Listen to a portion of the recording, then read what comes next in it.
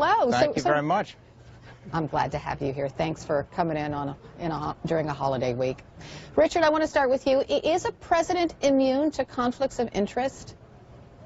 No, a president can have conflicts of interest just like anybody else serving in the government. There are some conflict of interest statutes that do not apply to the president. For example, the criminal conflict of interest statute that would criminalize certain official actions taken by a government official. That doesn't apply to the president. But the Emoluments Clause of the Constitution does, which prohibits foreign government payments and companies controlled by foreign governments from making payments to the president or any other government official. The anti-bribery statutes apply. There are a wide range of conflict of interest and anti-corruption laws that apply to the president. So Jan, why is Mr. Trump saying this, that the conflict of interest don't apply to the president? Well, I think that the distinction that the professor is making is that you can have a so-called conflict of interest, but it doesn't necessarily make it illegal. There is nothing that legally restricts the president from self-dealing, as long as it's not a crime of some sort like bribery or gratuities, and Richard also mentioned the Emoluments Clause.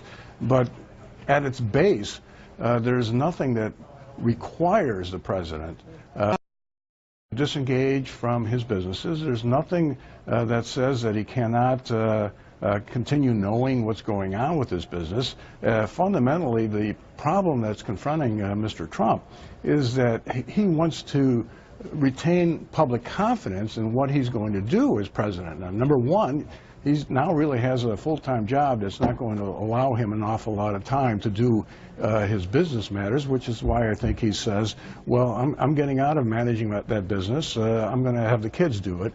And number two, he doesn't want to be accused of self-dealing or put his businesses and his children in a position where they are going to be subjected to ingratiation by private interests.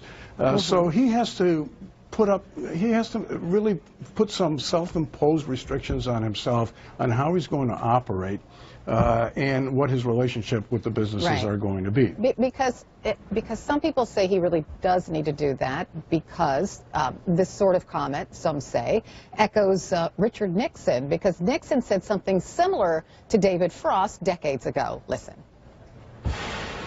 In a sense, you're saying is that there are certain situations, and the Houston plan, or that part of it was one of them, where the president can decide that it's in the best interest of the nation or something, and do something illegal. Well, when the president does it, that means that it is not illegal. Okay, so just to refresh everyone's memory, Nixon was later accused of abuse of power. For those who don't remember exactly, Nixon's staff broke into the Democratic National Headquarters to make sure Nixon would be reelected, and then Nixon allegedly used the CIA to cover up the crime. So, Richard, isn't it dangerous for a president to think he is free from any conflict of interest? Well, yes, and that's my concern here, that President-elect Trump and his transition team staff don't want to deal with this issue. A few moments ago, I emailed Kellyanne Conway and suggested that the Emoluments Clause issue at least could be addressed if the president-elect were to assign over to the United States government any and all payments from foreign governments and entities controlled by foreign governments as of January 20 and implement an audit procedure to make sure that all those payments are assigned over to the United States government. At least the Emoluments Clause issue could be dealt with. There are many other conflict of interest issues, but at least that could be dealt with in that way.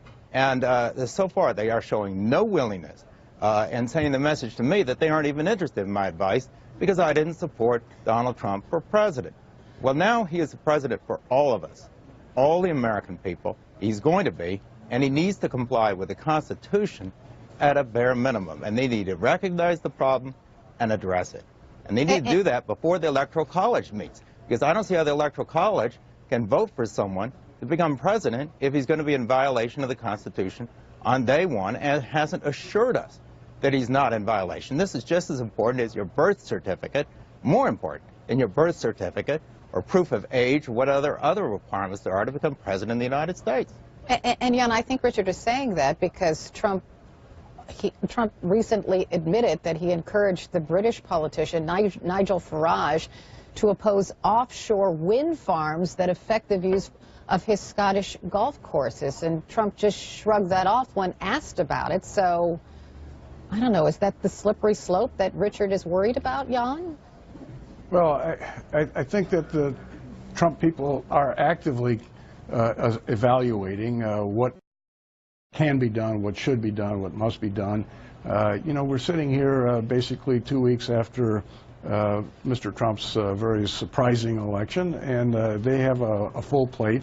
The fact that they haven't made public disclosures on what they plan to do doesn't mean that they're not evaluating it, and I'm willing to give them some more time to actually see what they propose. But in terms of you know, what is legally required, I think that's clear that legally Mr. Trump is not required to divest himself of these interests. I don't agree with Richard about his evaluation of the so-called emoluments clause. And ultimately, the way this is set up constitutionally is that if a president is engaging in what the Constitution calls high crimes and misdemeanors, then Congress retains the right of impeachment, which is what happened to President Nixon for his behavior, which, by the way, had nothing to do with private financial interests. It had to do with breaking in and covering up. So let's not confuse all of these issues and say it's all the same problem. Step by step, and I think that's what the Trump people are doing.